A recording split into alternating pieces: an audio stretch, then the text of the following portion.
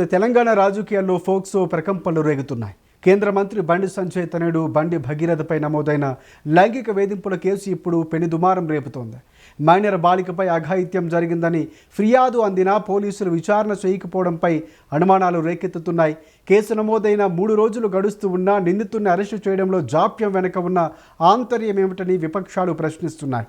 ప్రధానమంత్రి మోదీ పర్యటన ముగిసే వరకు మౌనంగా ఉన్న సీఎం రేవంత్ రెడ్డి ఇప్పుడు డీజీపీని పిలిచి హడావిడి చేయటం వెనుక అసలు వ్యూహం ఏంటి అని, ఇది నిజాయితీతో కూడినటువంటి చర్యనా లేక కేవలం రాజకీయ స్టంటు మాత్రమేనా అనే అనుమానాలు కూడా వ్యక్తమవుతున్నాయి.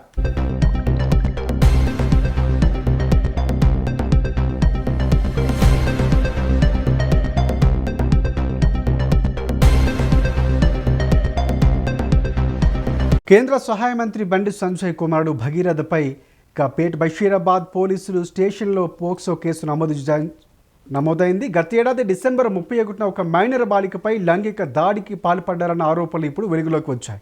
బాధితురాలు ఆత్మహత్య యత్నానికి వడిగట్టడం ఈ ఉదంతం యొక్క తీవ్రతను తెలియజేస్తోంది. మే 8నే ఫిర్యాదు అందిన ప్రధాని మోదీ పర్యటన ముగిసేంత వరకు కేసు నమోదులో జాప్యం జరగడంపై విమర్శలు వస్తున్నాయి. ముఖ్యమంత్రి రేవంత్ రెడ్డికి ఈ విషయం ముందే తెలిసినా వ్యూహాత్మకంగా మౌనం వహించారా అనే అనుమానాలు కూడా వ్యక్తమవుతున్నాయి. మహిళా భద్రత గురించి మాట్లాడే కాంగ్రెస్ నేతలు ఈ ఘటనపై నోరు మెదపకపోవడం ఆశ్చర్యకరం. ఇక ఈ నేపథ్యంలోనే అటు రేవంత్ రెడ్డి బండి సంజయ్ల మధ్య ఉన్న మిత్రత్వం ఈ కేసును నీరుగారుస్తుందంటూ కూడా విపక్షాలు ఆరోపణలు చేస్తున్నాయి.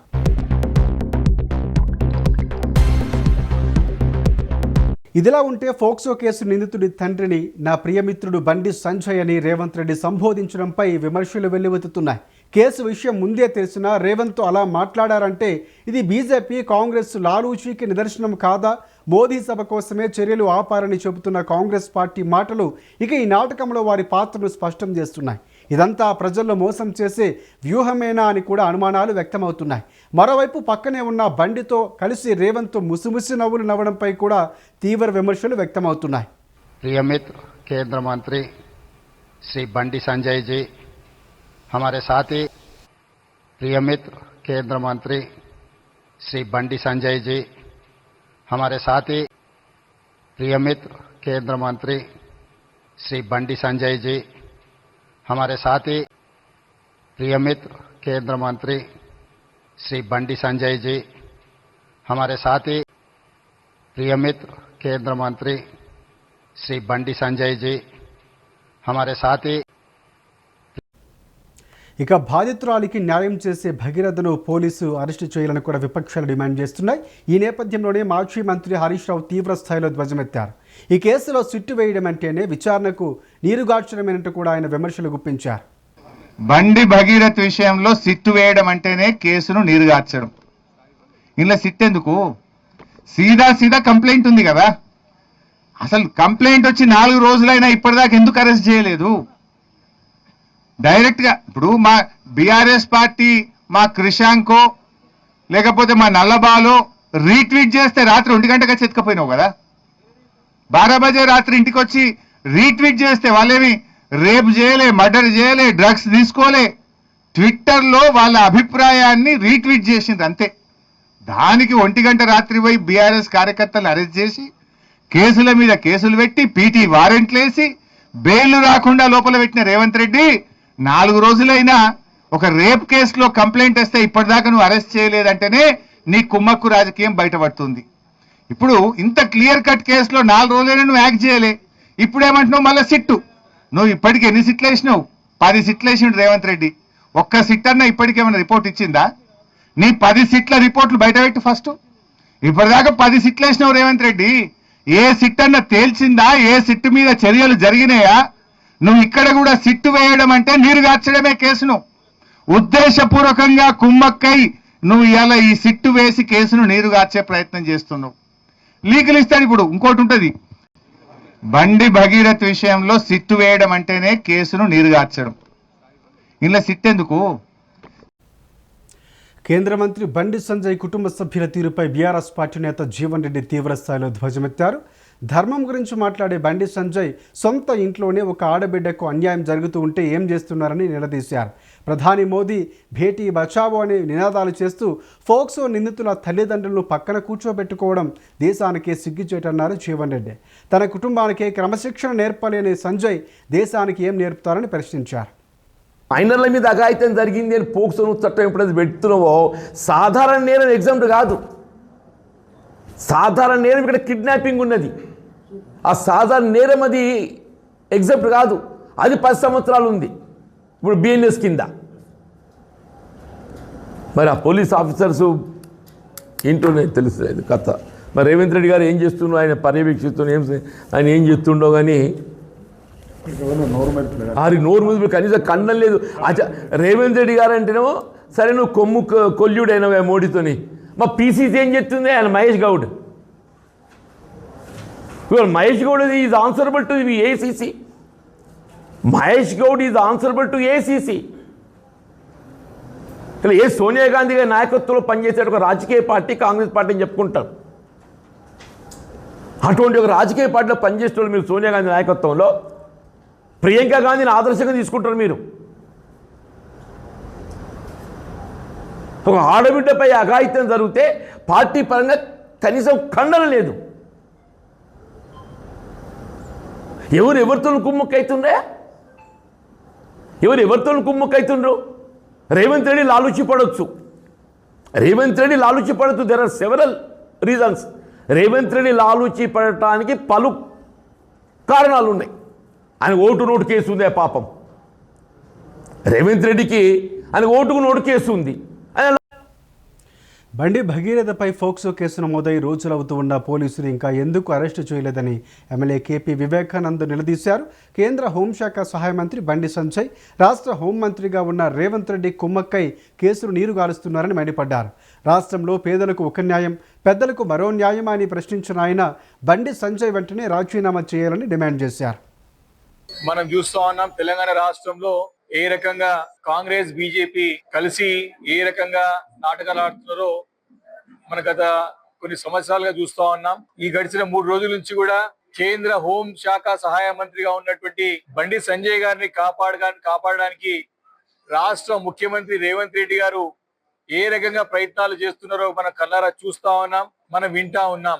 కేంద్ర హోం శాఖ సహాయ మంత్రిగా ఉన్నటువంటి బండి సంజయ్ గారి కుమారుడు మరి పోక్సో చట్టం కింద కేసు నమోదై దాదాపు 3 రోజులు కావస్తా ఉన్నా మరి దానిపైన ఇలాంటి విచారణ చేపట్టకుండా తక్షణం ఎవరైతే బండి సంజయ్ కుమార్ గారి కుమారుడు ఉన్నారో వారిపైన కేసు బుక్ అయింది. ఇమ్మీడియట్ గా వారిని తక్షణం అరెస్ట్ చేయాల్సిన అవసరం ఉన్నా ఇలాంటి చర్యలు తీసుకోకుండా తిరిగి వారిని కాపాడే ప్రయత్నం రాష్ట్రంలో ఉన్నటువంటి హోంశాఖ బాధ్యతలు చేపట్టినటువంటి ముఖ్యమంత్రి రేవంత్ రెడ్డి గారు కాపాడడానికి విశ్వ ప్రయత్నాలు చేస్తున్నది మన స్పష్టంగా కనపడతా ఉన్నది. మరి ఈ పోక్సో చట్టం అనేది అందరికి తెలుసు.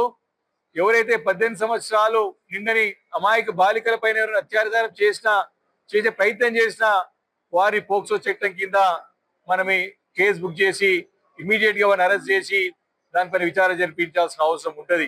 కానీ 3 రోజులు కావస్తా ఉన్నా మరి ఇలాంటి చర్యలే కాదు, మరి వారిని కాపాడే ప్రయత్నం జరుగుతూ ఉంది. 3 సార్లు అయినా మా యొక్క పార్టీ కరీంనగర్ లో 3 సార్లు శాసనసభ్యుడు మా యొక్క గంగుల కమలాకర్ గారి చేతిలో చిత్తుగా ఓడిపోయినాడు. కేవలం ఈ బండి సంజయ్ గెలిచింది ఎంపీ అంటే రామ మందిరం దేవుని పేరు చెప్పినటువంటి దౌర్భాగ్యుడు బండి సంజయ్. సొంత బలం లేరు. ఎలక్షన్స్ ముందేమో చిప్ప చేతిలో పెట్టుకుని నాకు ఏమి లేదని చెప్పి అమాయకుని అన్ని తాకట్టు పెట్టుకున్నా అని చెప్పేసి ప్రజలకి దండం పెట్టుకుని గెలిచిన తర్వాత 100 కోట్లు ఏడికెళ్ళి వచ్చిన బండి సంజయ్ గారిని అడుగుతా ఉన్నాం. సమానం చెప్పాలి. మొన్న జరిగిన కరీంనగర్ ఎన్నికల్లో కోట్ల రూపాయలు ఎట్లా ఖర్చు పెట్టినా అడుగుతున్నాం ఈ రోజు మేము. కాబట్టి చాలా క్లియర్ గా నీ యొక్క రాజకీయ చరిత్ర అందరికి తెలుసు. 2018కి ముందు ఏముంటే నువ్వు ఈ రోజు ఏమున్నావు నువ్వు. బ్లాక్ మెయిల్ రాజకీయాలకి రేవంత్ రెడ్డితో చీకటి ఒప్పందాలు చేసుకుని చీకటి వ్యాపారాలు చేసుకుంటా నీ బీజేపీ పార్టీని నీ ధర్మాన్ని అంత. బండి సంజయ్ కొడుకుకు రేవంత్ రెడ్డి రక్షణ కవచంలో నిలుస్తున్నారని ఆర్ఎస్ ప్రవీణ్ కుమార్ అన్నారు. రేవంత్ రెడ్డిని దోపిడీల నుంచి బండి సంజయ్ కాపాడుతూ ఉంటే బండి సంజయ్ కొడుకును రేవంత్ రెడ్డి కాపాడుతున్నాడన్నారు. 3 రోజులైనా బాధితుల స్టేట్మెంట్ రికార్డు చేయకపోవడం ఏంటని డీజీపీని ప్రశ్నించారు. రేవంత్ రెడ్డి చేసే కుంభకోణాలన్నీ సిబిఐ ఈడీలు రాకుండా బండి సంజయ్ కాపాడుతూ ఉన్నాడు, కిషన్ రెడ్డి కాపాడుతూ ఉన్నాడు. అందుకొరకు బండి సంజయ్కి ప్రాబ్లం వచ్చినప్పుడు రేవంత్ రెడ్డి బండి సంజయ్ని కాపాడాలనుకుంటున్నాడు. కాబట్టే ఈ రాష్ట్ర హోంశాఖ మంత్రి ఆయన రేవంత్ రెడ్డి గారు డీజీపీ గారికి ఆదేశాలు ఇచ్చినట్టుగా మేము అనుకుంటున్నాం. లేకపోతే మీరు సిట్ వేయండి కదా, మీరు సిట్ వేసి మరి డీజీపీ ర్యాంకులో ముగ్గురు నలుగురు మహిళా అధికారులు ఉన్నారు. ఒక్కటే నిమిషం, మనందరం కూడా అదే డిపార్ట్మెంట్లో పనిచేసినాం. ఒక్కటే నిమిషం, నిజంగా మీరు తలుచుకుంటే 2 నిమిషాల్లో ఆ పిల్లగాడు అజ్ఞాతం నుంచి బయటకు వస్తాడు. కానీ మనం తలుచుకోవడం లేదు కాబట్టి ఆయన రేపు యాంటిసిపేటరీ బెయిల్కి అప్లై చేస్తాడు, ముందస్తు బెయిల్కి అప్లై చేస్తాడు, బరాబర్ వస్తుంది. ఎందుకంటే మీరు పెట్టినవి సెక్షన్ 11 చిన్న చిన్న కేసులు పెట్టిండ్రు, 2 సంవత్సరాలు 3 సంవత్సరాల శిక్ష. సంజయ్ వ్యవహారంతో రాష్ట్ర వ్యాప్తంగా నిరసనలు చేపట్టారు బీఆర్ఎస్ పార్టీ నేతలు. బండి భగీరథను వెంటనే అరెస్టు చేయాలని డిమాండ్ చేస్తూ కోరుటలో బీఆర్ఎస్ పార్టీ శ్రేణులు నిరసన తెలిపారు. ఎమ్మెల్యే సంజయ్ ఆధ్వర్యంలో భారీ ర్యాలీ నిర్వహించి మైనర్ బాలికకు న్యాయం చేయాలని, నిందితుడిని కఠినంగా శిక్షించాలని వారు డిమాండ్ చేశారు.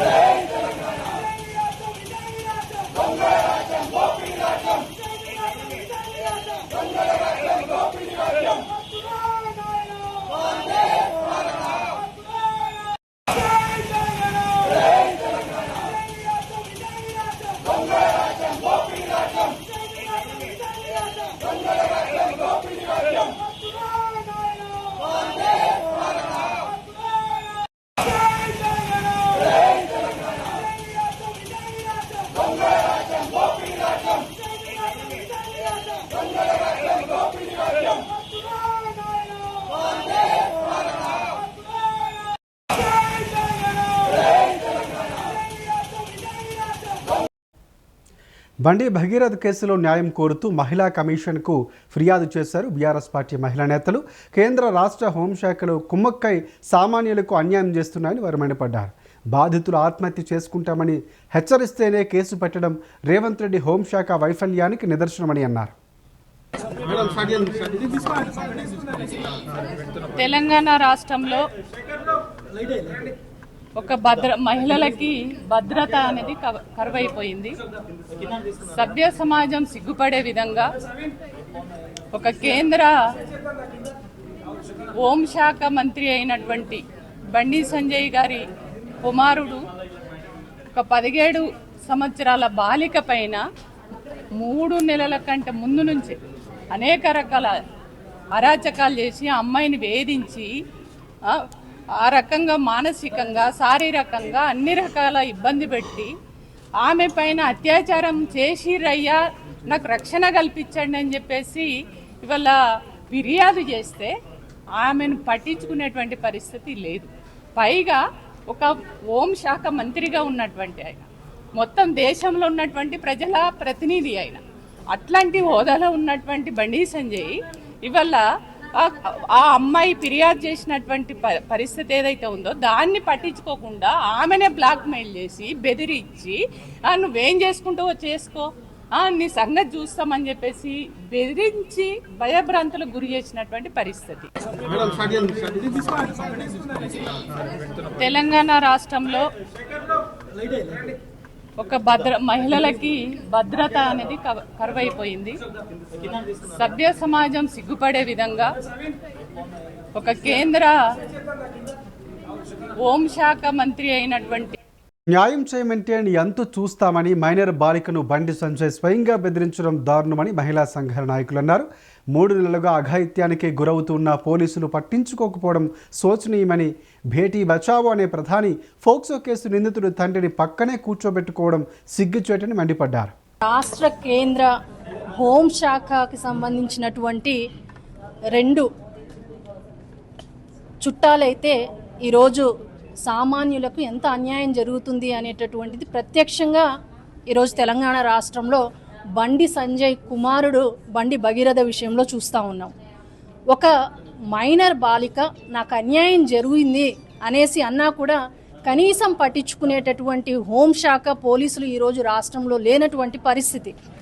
నిన్న జరిగినటువంటి మోడీ గారి సభలో వాళ్ళ తల్లిదండ్రులు మేము ఆత్మహత్య చేసుకుంటాము అంటే తప్ప కనీసం కేసు పెట్టలేనటువంటి పరిస్థితిలో ఈరోజు పోలీసులు ఉన్నారు అనేసి అంటేనే ముఖ్యమంత్రి ఆధ్వర్యంలో ఉన్నటువంటి హోంశాఖ ఎంతలా పనిచేస్తుందో మనకు తెలుస్తూ ఉంది.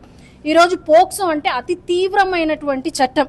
ఒక మైనర్ బాలికకు అన్యాయం జరుగుతుంది అనేసి తను స్టేట్మెంట్ ఇవ్వగానే వెంటనే సెక్షన్లు ఫైల్ చేసేసి కనీసం బెయిల్ రానటువంటి సెక్షన్లు ఫైల్ చేసి 24 గంటల లోపల అరెస్ట్ చేయాల్సినటువంటి బాధ్యత ఈరోజు పోలీసులది.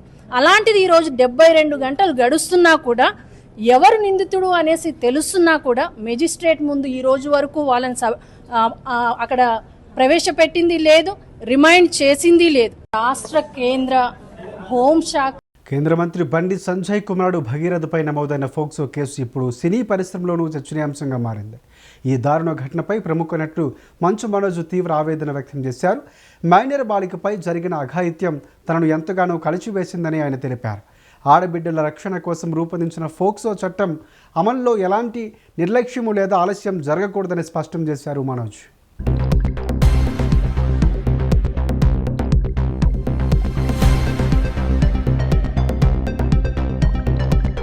ఇక ఇదిలా ఉంటే బండి భగీరథ కేసులో ప్రభుత్వంపై వస్తున్న విమర్శలకు మంత్రి పొన్నం ప్రభాకర్ స్పందించారు. ఇది కక్ష సాధింపు చర్య కాదని, ఒక ఆడబిడ్డ ఆవేదనకు ఇస్తున్నటువంటి స్పందన ఆయన స్పష్టం చేశారు. బాధితురాలు స్వయంగా కలిసి మొరపెట్టుకున్న మాట వాస్తవం కాదా అని ప్రశ్నించిన మంత్రి నిర్దోషిత్వం నిరూపించుకోవలసిన బాధ్యత నిందితుడిదేనని తెలిపారు.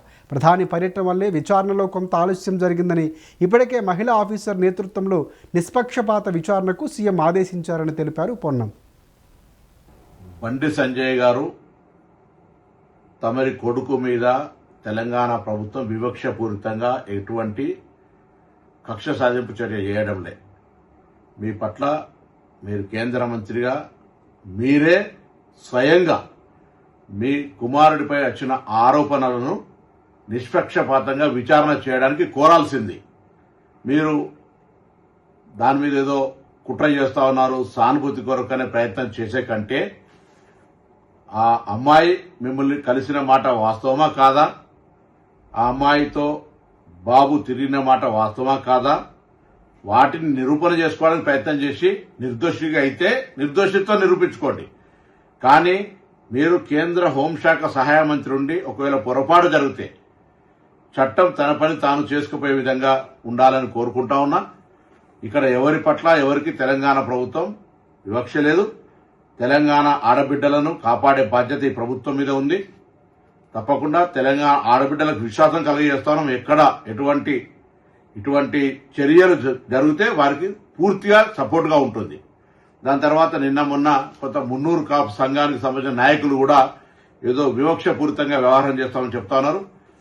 నాకున్న సమాచారం మేరకు ఆ అమ్మాయి కూడా సేమ్ మున్నూరు కాపు వర్గానికి సంబంధించిన అమ్మాయి అని తెలిసింది. కాబట్టి ఇందులో ఎవరిని బ్లేమ్ చేయడానికి వాడుతున్నటువంటి అంశం లేదు ఇందులో. కాబట్టి ఈ ముఖ్యమంత్రి గారు కూడా ఈ అంశం మీద విచారణకు ఆదేశించినారు. నిన్న ప్రధానమంత్రి గారి ప్రోగ్రాం ఉండడం వల్ల అందరూ కూడా అదే ఏరియాలో ఉండడం వల్ల కొంత ఒక రోజు ఆలస్యమై ఉండొచ్చు. కానీ ఆ కన్సర్న్డ్ డీసీపీ లేడీ ఆఫీసర్ తోటి విచారణ కొనసాగుతోంది. దోషి ఎవరు కూడా తప్పించుకొని పోలేరు, ఎంతటి పెద్దవాళ్ళైనా అనేటువంటిది ప్రభుత్వం అంతే కఠినంగా అంతే సీరియస్ గా వ్యవహారం చేస్తుందని గౌరవ ముఖ్యమంత్రి గారే స్వయంగా మరి డీజీపీ గారిని ఆదేశించినారు.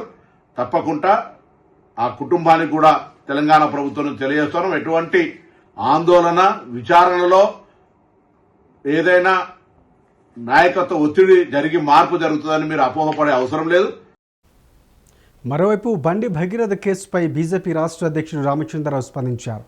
కుమారుడు చేసిన పనికి తండ్రికి సంబంధం లేదని, ఇది పూర్తిగా వ్యక్తిగత విషయమని ఆయన పేర్కొన్నారు. బండి సంజయ్ పార్టీ ఎంపీ, మంత్రి అయినప్పటికీ ఈ వ్యవహారంతో పార్టీకి ఎలాంటి సంబంధం లేదని స్పష్టం చేశారు.